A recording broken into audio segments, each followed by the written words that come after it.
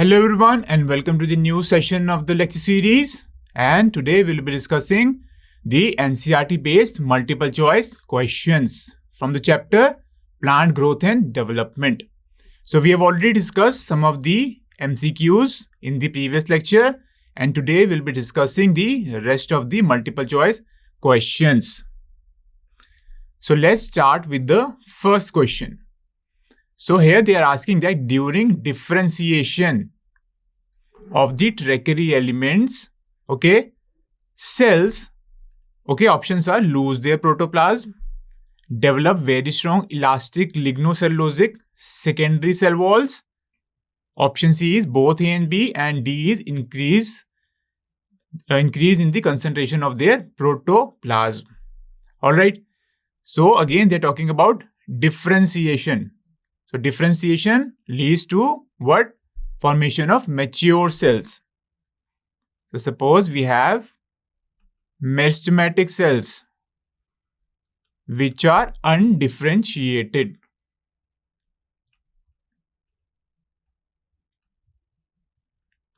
Alright, these cells are unspecialized and undifferentiated.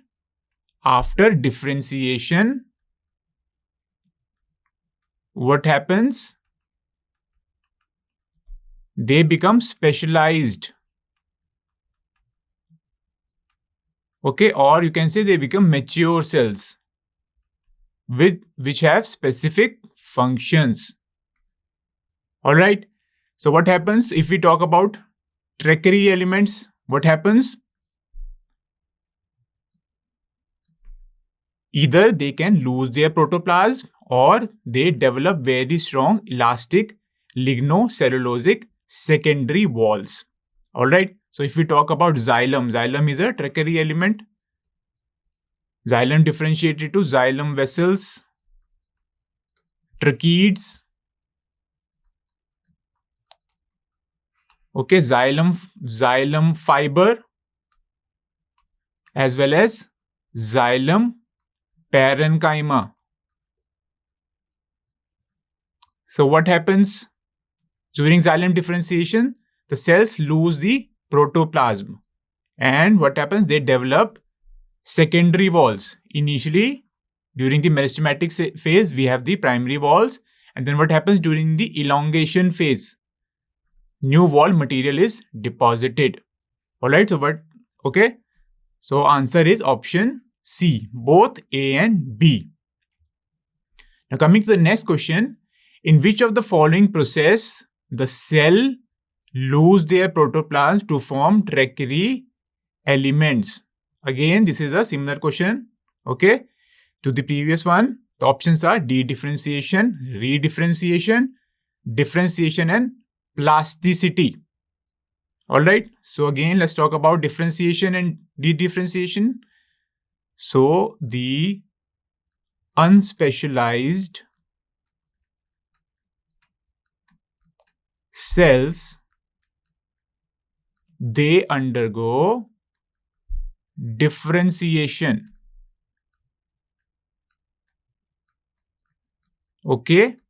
And what happens? They become specialized.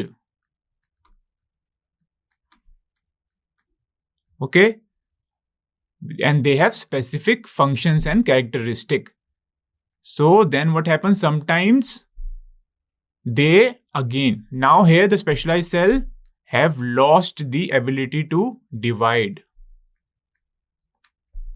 They have lost the ability to divide. And they become specialized and mature. Now what happens? Sometimes they gain the ability to divide. Alright, they can divide again, and they again become unspecialized or undifferentiated. And this process here is known as de-differentiation. This is known as de-differentiation. Alright, now let's talk about redifferentiation. So what happens? after dedifferentiation, the cells again lose the capacity to divide. Okay. Now we have unspecialized cells.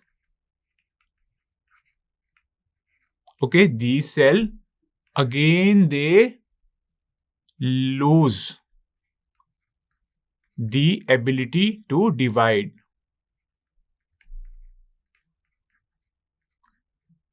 And what they do? They again become specialized or matured. Now this process is known as redifferentiation.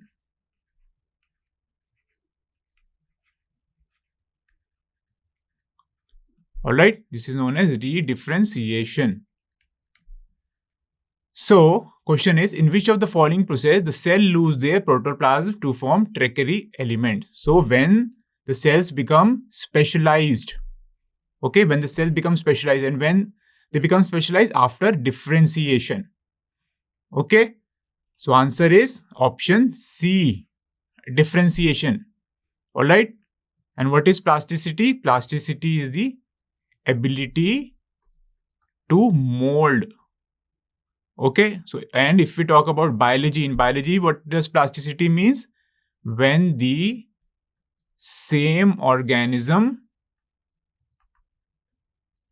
show two different phenotypes in different environments. Okay, two different phenotypes or morphology. Alright.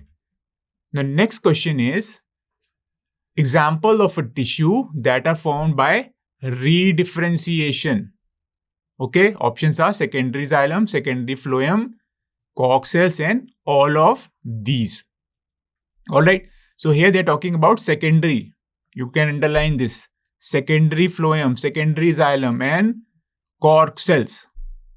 Okay, so secondary xylem as well as the secondary phloem. These are formed from what? Vascular cambium. Vascular cambium is involved in the formation of this secondary xylem and secondary phloem. Okay. Vascular xylem itself is formed by the process of dedifferentiation. Okay, it consists of unspecialized cells. And what happens? Cells in the vascular cambium, they undergo redifferentiation. Okay. So vascular cambium have, suppose, meristematic cells. These meristematic cells again lose the capacity to divide. Okay, and they form secondary xylem and secondary phloem. So here they are formed due to redifferentiation.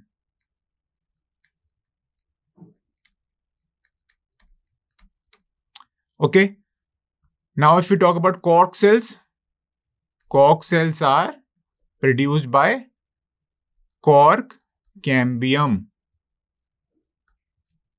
by the process of redifferentiation. Alright, so what happens? We have a phellogen. This phellogen is known as the cork cambium. So this cork cambium on the outer side it gives rise to phellem. Okay, this phellem is known as the cork cells. And what is cork? Cork is the outer protective layer of the bark of the stem. Okay, on the outer side it gives rise to phellem. On the inner side it gives rise to phelloderm. Okay, so we have phelloderm, we have phellogen, and we have phellem. This is known as the cork cambium. Phelloderm is known as the, or it forms the secondary cortex. Alright. So what should be the answer? Answer is all of the above. The next question is, dedifferentiation is regaining the lost capacity of division by living cells. Option B is ability of the plant to produce different structures in response to environment. So this is known as plasticity. Okay. Now, third option is the intrinsic factor affecting plant. This is also not true. Alright, and option 4 is none of the above. So what should be the answer? Answer is regaining the lost capacity of division by the living cells. Okay, first we have differentiation.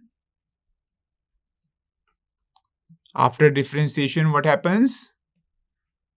Mature cells are produced. These mature cells have lost the ability to divide. Okay, lost, I've indicated X, okay, across. And what happens when they regain the capacity to divide? Here they regain capacity to divide. Then what happens? They again become unspecialized. And this process is known as, or phenomena is known as, de-differentiation.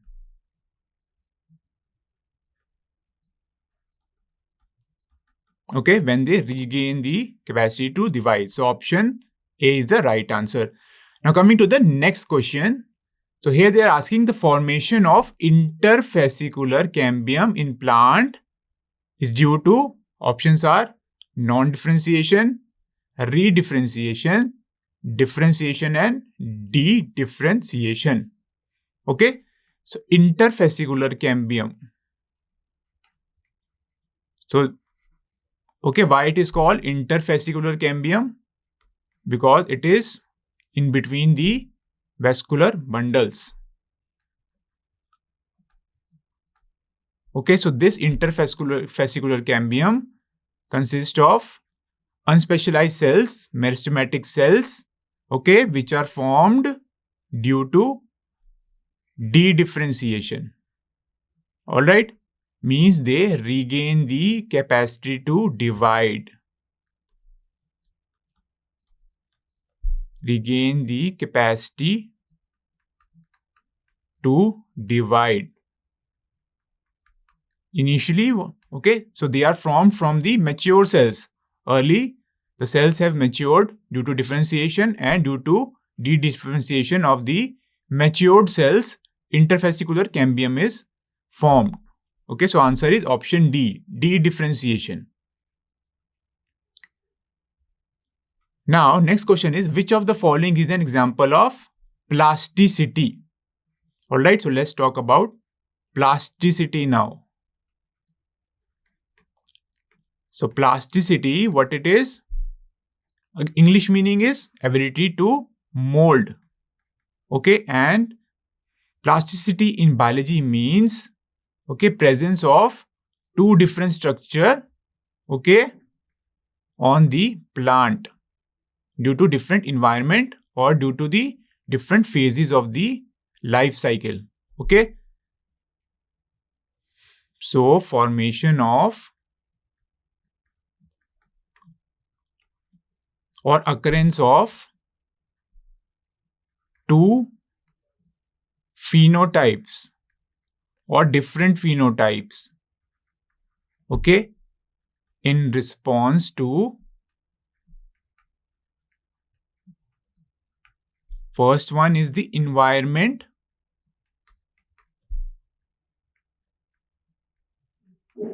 and also due to different phases of growth.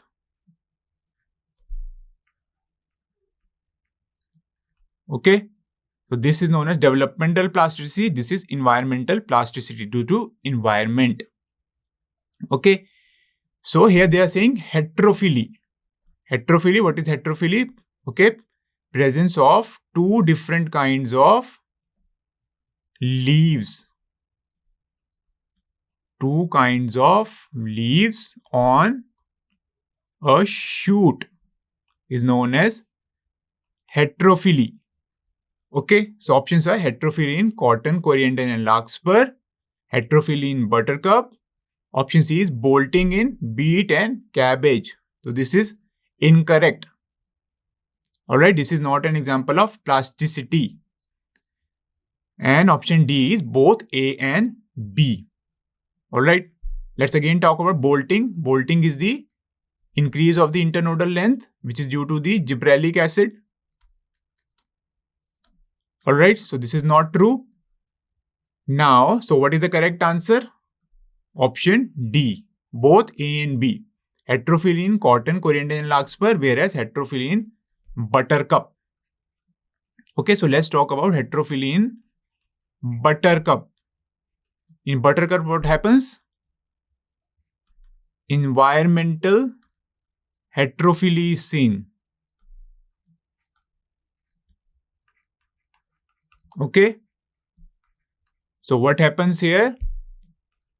The leaves which are present in the which are developed in the air, or we can say the terrestrial leaves,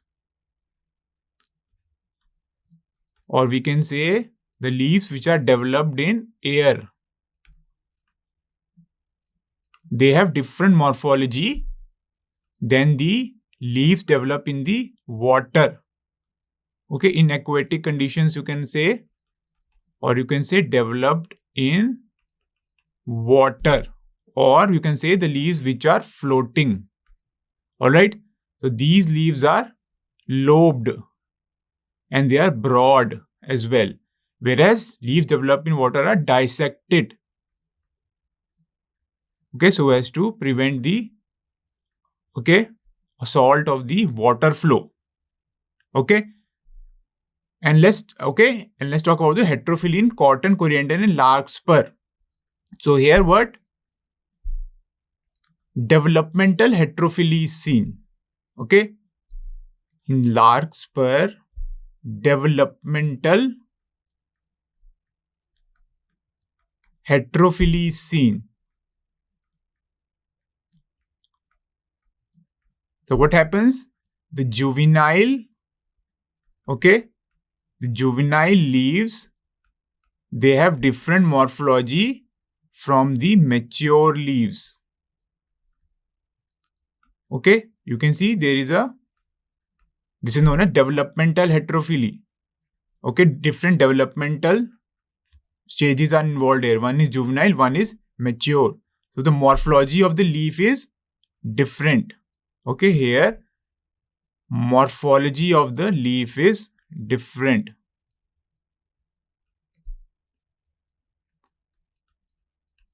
Okay, this is clear. This is known as developmental heterophily. Okay, now moving on to the next question. Question number 7. In some plants, the leaves of the juvenile plants are different in shape from those in the mature plants. This is the heterophily due to phases of life seen in, again, similar question to the previous one. So options are cotton, coriander, and buttercup, buttercup and larkspur. Option C is buttercup. Option 4 is cotton, coriander, and larkspur. Okay, so here they are talking about the developmental heterophily. And where it is seen? What should be the answer? Answer is option D, cotton, coriander, and larkspur. Okay, in these, the juvenile leaves are different from the mature leaves. Now coming to the next question, here they are saying that the intrinsic heterophily is found in all except, okay, options are cotton, buttercup, coriander, and larkspur. Okay, so what should be the answer? In cotton, coriander, and larkspur, what is seen? Developmental heterophily.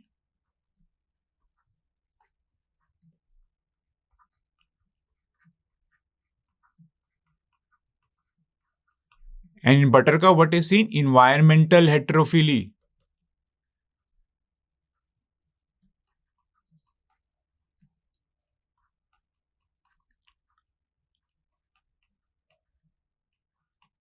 Okay. So what should be the answer? Buttercup. In buttercup, intrinsic heterophily is not seen. Only environmental heterophily is seen. So intrinsic heterophily, you can say, is related to the internal factors.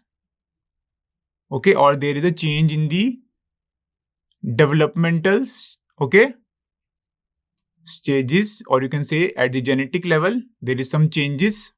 All right. Now coming to the next question. So here they are saying which of the following represents the correct sequence of the developmental processes in a plant. Okay. So what happens?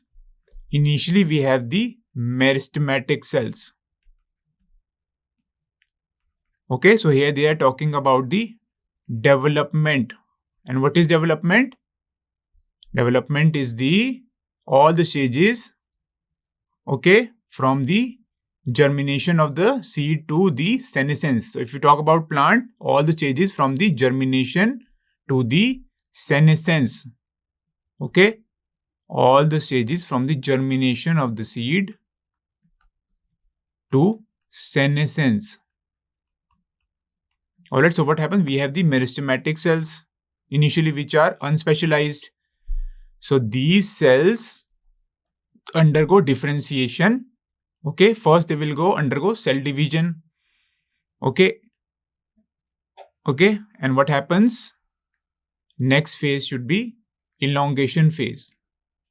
First is meristematic cell. They undergo cell division.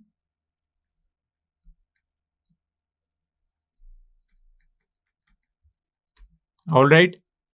And then we have the elongation phase in which the cells elongate and there is new cell wall deposition. After that, we have the maturation phase. And after maturation phase, what happens? Mature cells are produced and, okay, mature cells are produced and these mature cells then will follow the pathway of the senescence. And ultimately, there will be the death of the organism. Okay. Now, the options are cell division, elongation, senescence, and maturation. This is not correct because senescence should be at the end. Next option is meristematic cell, maturation, elongation, and death. Okay. This is also not option because elongation should be before maturation. Okay. Now, next option is, this is also not correct. Cell division, elongation, maturation, and plasmatic growth. This is also not correct. Plasmatic growth should be here. Okay. What is plasmatic growth? Elongation of the cells, which leads to the cell division. Okay. And then differentiation, which leads to maturation. Okay. So this is also not correct. Now, next option is cell division, differentiation, maturation, and senescence. Okay, so what should be the correct option? Option D. We have the cell division. Okay, then we have the differentiation, and differentiation leads to the, okay, maturation of the cells. And after the cells are matured, they undergo senescence. So let's start with the next question. Here they are saying that the development in plants is influenced by both intrinsic and extrinsic factor. Which of the following is included under the intrinsic factor? Okay, so let's talk about the development now. So development is controlled by the intrinsic factor and the extrinsic factor. Within intrinsic factor, we have the intracellular factors and we have the intercellular factors. Okay. And instinctive factors, okay, can be like light, temperature, gravity, okay, oxygen and nutrients as well. Within intracellular factor, we have the genetic factors, and intercellular factors are plant growth regulators, also known as the growth regulators. Alright. So here they are saying which of the following is included under the intrinsic factor. So what should be the answer? Growth regulators. The next question is, in aquatic plant ranunculus, okay, buttercup, submerged leaves are highly dissected, whereas the emerged leaves are broad and lobed. So this is the example of, we have already discussed, environmental plasticity. Alright, so different shaped leaves are produced due to the different environment. Okay, and okay, so option B is correct. Let's talk about option A, heterophily. Okay, heterophily means two different kind of leaves. Alright, so this is also correct. Phenology is not correct. So D is both A and B. So what is the answer? Both A and B. The next question is, which of the following is not an influence of auxins? Okay. First is apical dominance, parthenocarpy, next option, phototropism, and fourth is fruit ripening. So we know that auxins, they promote apical dominance. Okay. Apical dominance means when the apical bud suppresses the lateral bud. Again, option B, auxins also promote parthenocarpy. Okay, means development of fruits without fertilization. Okay, without fertilization, fruits are produced. Alright, phototropism, we know auxins are involved in the tropic movements. So what should be the answer? Answer is fruit ripening. And which hormone is involved? Ethylene is involved in fruit ripening. The next question is, auxin herbicide is a, okay, options are naphthalenic acetic acid, indole acetic acid, 2,4-D and indole butyric acid. So auxin have herbicidal activity, means it kills the dicotyledonous weeds. Okay. And 2,4-D, which is a synthetic auxin, acts as a herbicide. So 2,4-D is 2,4-dichlorophenoxyacetic acid. So option C is the correct answer. Now coming to the next question, which hormone is used to induce rooting from cut ends of the stem? Okay. So which enzyme is involved? Which hormone is involved? Auxins. Okay. What they do? They promote rooting. Okay. They help in the development of the roots. Okay. So first option is kinetin, which is a cytokinin. Alright, then we have gibberellic acid. Okay, then we have abscisic acid, which is a growth inhibitor. Okay, so option B should be the correct answer. Indole butyric acid, which is an auxin. Alright, option B is the correct answer. The next question is, chemical which is translocated to other part for acceleration of the abscission of the flower. Okay, now what is abscission? Abscission is the detachment. Okay, detachment, or you can say falling off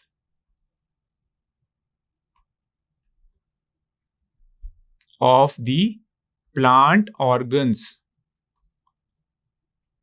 Okay, or falling off of, you can say, fruits, flowers, as well as leaves. Okay, so gibberellins are not involved in the abscission. Okay, they don't accelerate abscission. Okay, cytokinin also don't accelerate abscission. Option D is not correct. So what should be the answer? Ethphon. Okay, ethphon. So let's talk about ethphon or ethphon. So ethphon is commercially available and it is a source of ethylene.